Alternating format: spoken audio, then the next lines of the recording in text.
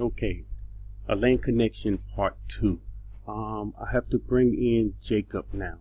And Jacob, I'm going to show you as an example.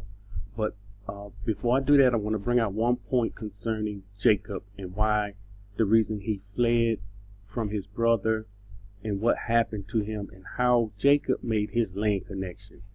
Okay, this is Genesis 27, and I'm going to start at the 41st verse. So Esau hated Jacob. We all know this. Esau hated his brother Jacob because of the Barak of which was his father Barak him. And Esau said in his heart, the days of mourning of my father are at hand, and I will kill my brother Jacob. We know the story. Isaac loved Esau, and Rebekah loved Jacob. So Isaac, he was going to pass down that Barakah to Esau, and he was not worthy of it. So what happened? Yahuwah dulled his senses. Even though you are the chosen seed, if you are doing something out of his will, Yahuwah, or about to do something out of his will, Yahuwah will dull your senses, and you will do something that you really don't mean to do, but his agenda will be carried out. Okay, verse 42. In the words of Esau, her older son were to Rebekah. So she sent and called Jacob, her younger son, and said to him, surely your brother Esau comforts himself according you by intending to kill you. And it says in verse 43, now therefore my son, obey my voice. Now here is the point that I want to bring out here, dealing with Rebekah and what she said to Jacob. And this goes overlooked so much. People always have something to say about, oh, you fleeing Babylon, you fleeing, the wicked flee when no one's chasing you. Well, listen at this. This is Rebekah, and she's speaking to Jacob, but this can also be for us today. Now therefore my son, and don't forget, Rebekah was close to the Most High. Now therefore my son, obey my voice, arise, flee. She told him right here, flee to my brother Laban in Haran. And verse 44 says, and stay with him a few days until your brother's fury turns away. Now that brings me to the next chapter in Genesis 28, 10 through 19. And I'm going to show you here where Jacob, he had no idea what was going to happen. He just did what his mother told him to do, and he fled. And on his journey is when he made his land connection.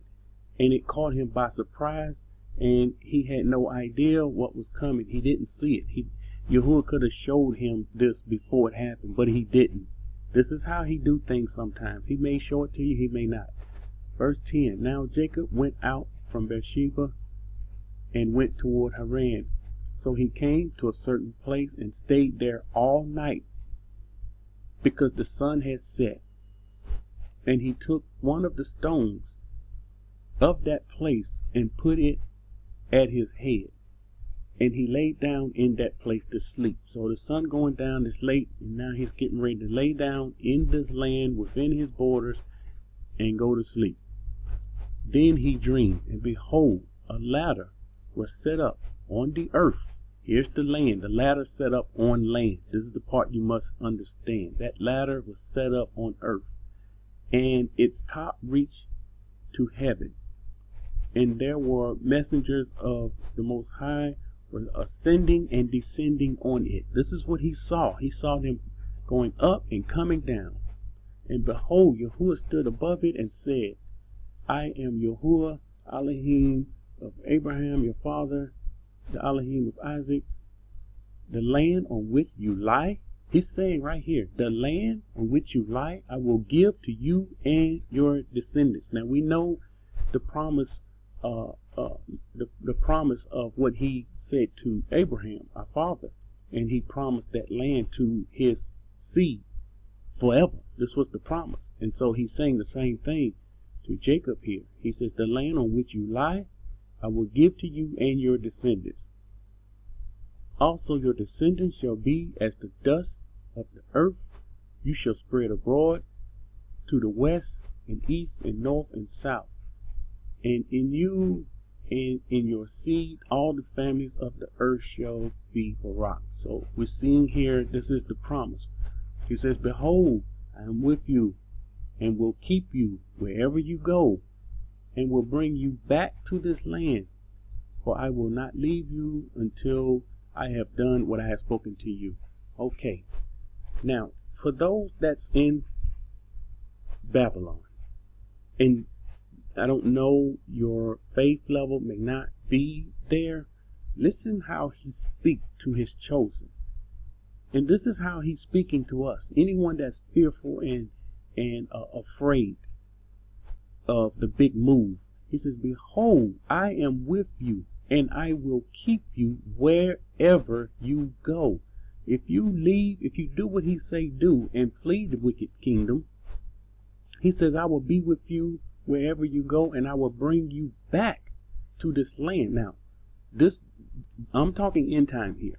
He's going to bring the people out of the countries and the people will go into the wilderness. Then after that, he's saying right here, once again, this is what he's going to do. I will bring you back into this land. And he says, I will not leave you until I have done what I have spoken to you. This is what he's spoken to us, this last generation. Then Jacob woke up from his sleep and said, surely Yahuwah is in this place, and I did not know it. So he was in this land. He laid his head there. And he said, Yahuwah, he said, surely Yahuwah is in this place, and I did not know it. Now, the first few times when he placed me in this strategic area, the first few times I went past this particular area, I did not know it. I can honestly say I did not know it. I did not know. All I know is he placed me in a strategic area. That's it. And that's only because he told me so. Okay, it says, and he was afraid, and he said, how awesome is this place?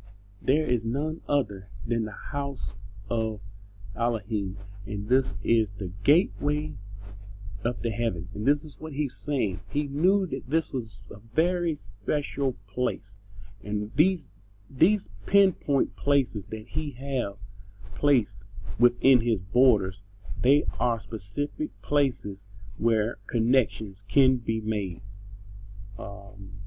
Verse 18.